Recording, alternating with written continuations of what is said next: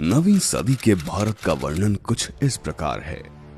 दो तरफ समुद्र, एक तरफ हिमालय, चौथी ओर स्वयं वीर प्रतिहार थे। हर बार युद्ध में अरबों को हराया, प्रतिहार ऐसे प्रहार थे। आज हम बात करेंगे प्रतिहार वंशी क्षत्रियों की। संस्कृत में प्रतिहार, प्राकृत में पढ़ियार और देशज में परिहार, ये सब एक ही वंश के पर्याय नाम हैं। प्रतिहारों की उत्पत्ति को लेकर कई इतिहासकारों ने अपनी अपनी राजनीति के हिसाब से मनगढ़ंत धारणाएं दी हैं। कभी उन्हें ब्राह्मण तो कभी उन्हें गूजरों से जोड़ने के राजनीतिक प्रयास किए गए, लेकिन प्रतिहार वंश के सबसे प्रतापी शासक सम्राट मिहिर भोज का सागर ताल शिलालेख इन सभी थ्योरीज का खंडन एक बार में कर देता है। इस शिलाखंड में प्रतिहारों को स्पष्ट रूप में रघुकुल वंशी इक्ष्वाकु कहा गया है और इस वंश का उद्भव भगवान राम के भाई लक्ष्मण के वंश से बताया गया है। ये इक्ष्वाकु रघुवंशी क्षत्रिय ही शाखा थे। प्रतिहार वंश के उदय में दो व्यक्तित्व अहम भूमिका रखते हैं, मंडोर के राजा हरिश्चंद्र और भीनमाल के सम्राट नागभट्ट प्रतिहार प्रथम। नागभट्ट प्रथम को इंपीरियल प्रतिहार डायनेस्टी के संस्थापक के रूप में जाना जाता है।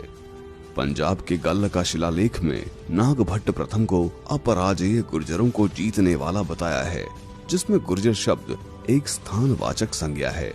नागभट्ट प्रथम के वंश में परम प्रतापी सम्राट मिहिर भोज हुए।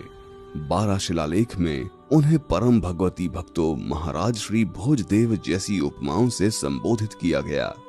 अरब यात्री सुलेमान प्रतिहारों के लिए लिखता है कि जुर्ज यानी गुर्जर के शासक के पास कई सेनाएं हैं और किसी अन्य भारतीय राजकुमार के पास इतनी अच्छी घुड़सवार सेना नहीं है। वह अरबों के प्रति शत्रुता रखता है। उसके राज्य में अपराध नहीं, उसके पास धन है और उसके ऊंट और घोड़े बहुत हैं। प्रतिहार सम्राटों की राजधानी भीनमाल, उज्जैन और अंत में कन्नौज बनी जब उन्होंने उत्तर भारत के प्रभुत्व के लिए हुए त्रिकोणीय संघर्ष में राठौड़ और पाल राजवंशों को हरा दिया था। इस वंश ने 3 सदियों तक भारत की सरहदें अरब आक्रमणों से सुरक्षित रखीं। जैसलमेर के भाटी राजपूतों से लेकर छत्तीसगढ़ के कलचुरी राजपूतों के राज्य प्रतिहार सत्ता के अंग थे।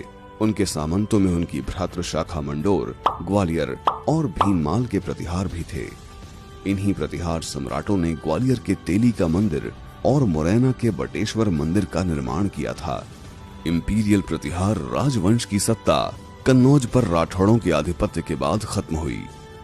कन्नौज के बाद प्रतिहार कन्नौज, ग्वालियर, हमीरपुर, नागौद, चंदेरी, रीवा, छत्रपुर और जबलपुर में फैल गए। ग्वालियर का जौहर कुंड ग्वालियर प्रतिहार वंश के इल्तुतमिश के विरुद्ध संघर्ष का साक्षी है। प्रतिहार सत्ता खत्म होने के बाद भी प्रतिहार राजपूत योद्धा युद्ध भूमि पर लड़ते रहे और इतिहास पटल में अपना नाम अंकित करते गए।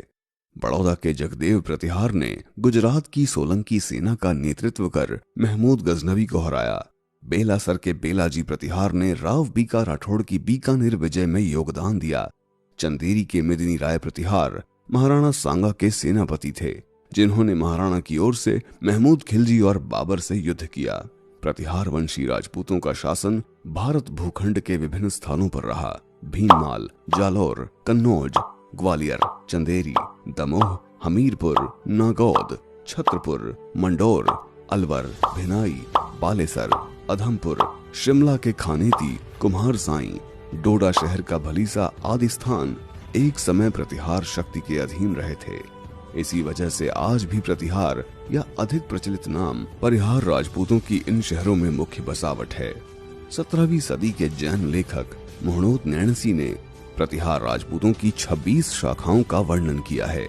कन्नौज के प्रतिहारों का वंशज होने के नाते वर्तमान में नागौद प्रतिहार राज परिवार को इस वंश के मुख्य सिरदार होने का सौभाग्य प्राप्त है। हाल ही में मंडौर के प्रतिहारों ने भी हमारी विरासत हमारा गौरव अभियान का शुभारंभ किया है। कुछ समय पूर्व सम्राट मिहिर भोज के वंशज और वर्तमान प्रतिहार वंश के सिरदार अरुणोदय सिंह परिहार द्वारा प्रधानमंत्री मोदी को उनके पूर्वज मिहिर भोज के इतिहास विकृतीकरण के विरोध में लिखा गया पत्र चर्चा का विषय रहा था। मिहिर भोज प्रतिहार के इतिहास पर हो रहे निरर्थक विवाद का एक कारण ब्रिटिश काल में प्रतिहार क्षत्रियों का इतिहास गूजर जाति से जोड़ने का षड्यंत्र रहा है। जिसका विरोध अनेक भारतीय इतिहासकारों ने पुरजोर तौर पर किया। उदाहरण के तौर पर प्रोफेसर शांता रानी शर्मा का इंडियन हिस्ट्री कांग्रेस में पब्लिश हुआ यह पेपर संपूर्ण प्रतिहार वंश को गुर्जर प्रतिहार लिखने का बेमेल योग खूब प्रसारित हुआ, जबकि कन्नौज के प्रतिहारों ने कभी स्वयं को गुर्जर प्रतिहार शब्द युग्म से संबोधित ही नहीं किया है। गुर्जर प्रतिहार वास्तव में सिर्फ अलवर क्षेत्र में उस समय शासन कर रही प्रतिहार वंश की एक शाखा का नाम है, जिसे आर्कियोलॉजिस्ट एफ कीलहॉर्न ने अलवर के बड़गुजर राजपूत वंश के रूप में चिन्हित किया है, जहां गुर्जर प्रतिहार शब्द का अर्थ है गुर्जर देश का प्रतिहार।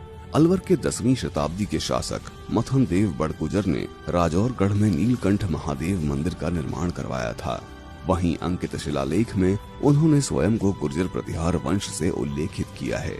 यहाँ गुर्जर शब्द स्पष्ट रूप से स्थानवाचक शब्द है, जैसा गुर्जर ब्राह्मण, गुर्जर जैन, गुर्जर सुथार आदि में प्रयोग होता है। इस शब्द का पशुपालक गुर्जर समुदाय से कोई संबंध नहीं है। ये दुखद है कि हिंदुत्ववादी सरकार और liberal civil society vote bank की राजनीति के चलते एक जीवित वंश का इतिहास जबरन और फर्जी तरीके से एक अन्य जाति से जोड़ रही है, जिसका उस वंश से कोई संबंध नहीं।